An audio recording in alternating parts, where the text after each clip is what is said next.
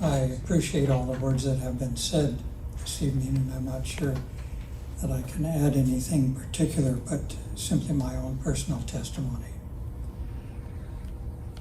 I suppose there's a whole range of feelings amongst this group and among your entire community and others who are your friends about Hoja Fundi's passing. From extreme grief, some of you have shared that this evening, to those who have maybe a little less contact, yes, grief, but I want to say that regardless of what your deep feelings are, God has not left you, and God is still with you and will be with you. I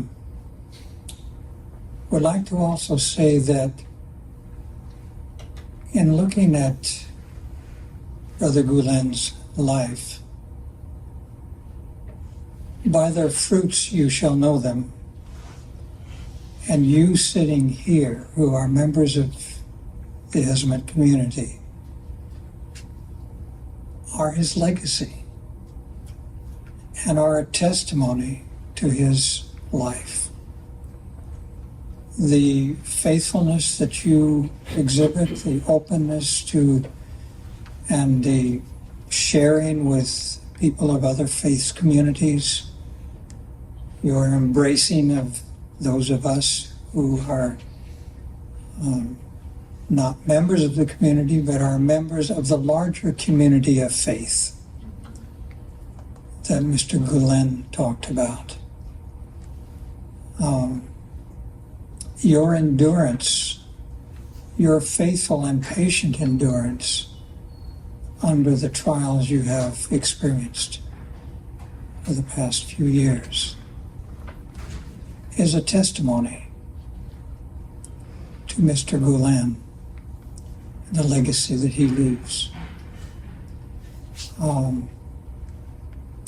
Just a couple personal experiences. I think my wife and I, Judy and I, our relationship with you folk is, about 20 years now. I have yet to meet one of your group, and maybe there is one or two somewhere, but I have yet to meet one of your group who has disappointed me as far as the faith and the openness to interaction, to learn from each other, that you have exhibited, every one of you that I have met. I don't know of any exceptions. From who we've met in the community here in Pacifica, from who we've met in the time we spent in Turkey. One incident I recall, we stayed in a home. I think the man was an engineer in Nigde, and the next morning as we were leaving, it was mentioned that the wife's mother was in the hospital with a serious illness. So I said, as we were leaving their apartment, I said, "Do you mind if I pray for your mother?" I repeated the Fatiha in Arabic and then continued with the prayer for the healing presence of Allah, of God, to be with her mother. When I finished, the wife had tears running down her face. We embraced as a family, Judy and I, and the husband and the wife. Later that morning, when we went for breakfast, I was asked to be seated by and I keep forgetting the name of the older gentleman there in Nigde. Some of you know him. And he turned to me and he said, "Would you open the our breakfast time by again repeating the Fatiha. Somebody told me, you repeated it in their home. Experiences that I will remember and live for my lifetime, about the association, the interaction. Not just because we have commonalities, which we do, but because of the openness to learn from each other. Yes, I so much appreciate. When I meet with members of my faith community who don't know a single Muslim perhaps, and all kinds of attitudes, and I am grieved inside. And I just say, I wish you could meet some of my friends.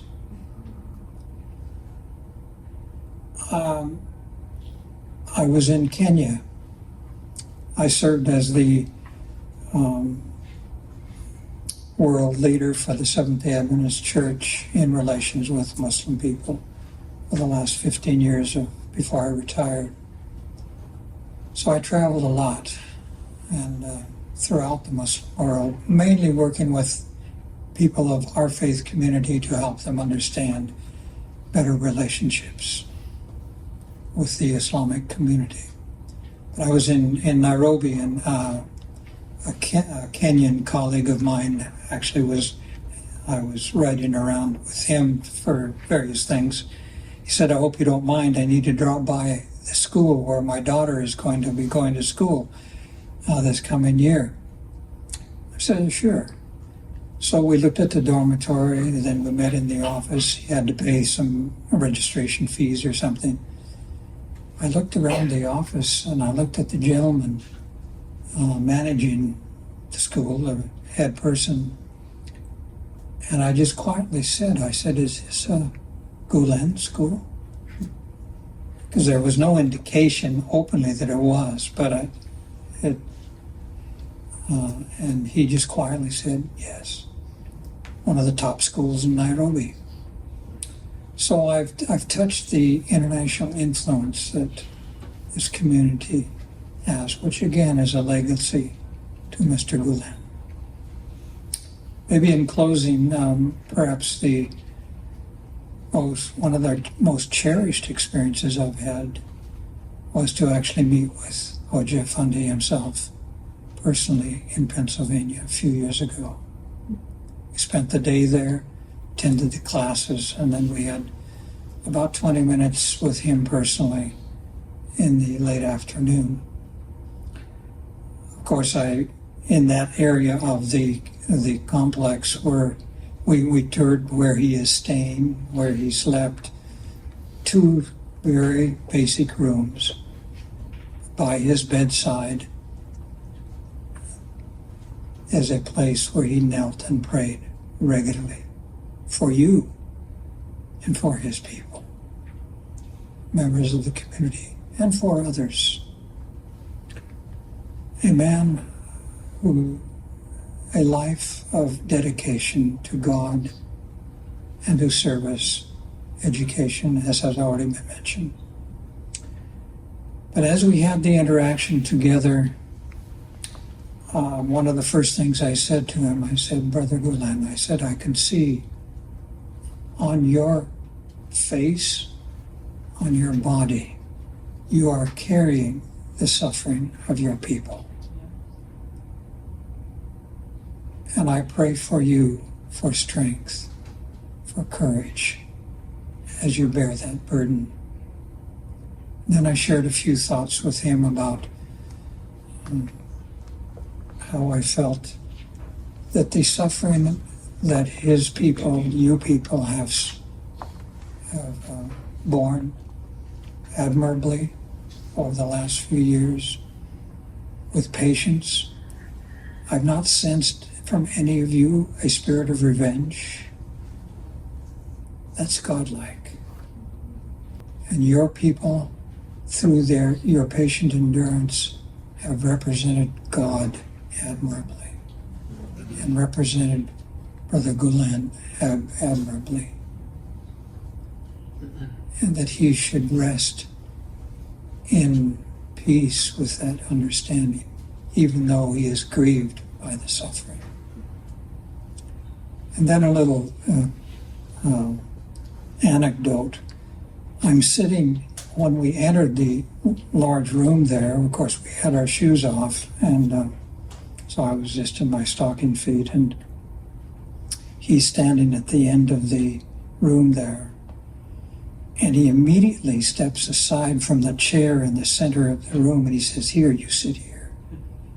I said, "No, that's your seat." He said, "No, you sit here." He sat off to the side as we interacted then. And after about 20 minutes, he looked at my feet, and he said, "I think your feet are cold." And he said, "Here, take my slippers. I have worn Brother Gulen's slippers." At first I hesitated, but he insisted. And a high privilege. He actually insisted that I take them with me. I did not keep them, but I do carry a pen in my pocket with his name on it. And let's see, I had kind of a closing thought in mind, if I can remember it. But I cherished that interaction with him. A man of God, and you are people of God. I am one of the Ahl al-Kitab, as mentioned in one of the passages, who can learn from you, and if there's anything I can share, I'm happy to do so with you as well. I guess the closing thought I had in mind was, as someone else mentioned, we face the potential for some difficult days ahead.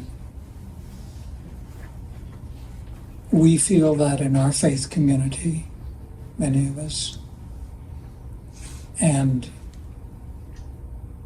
I honestly feel that we must reach out to each other through difficult times to strengthen each other.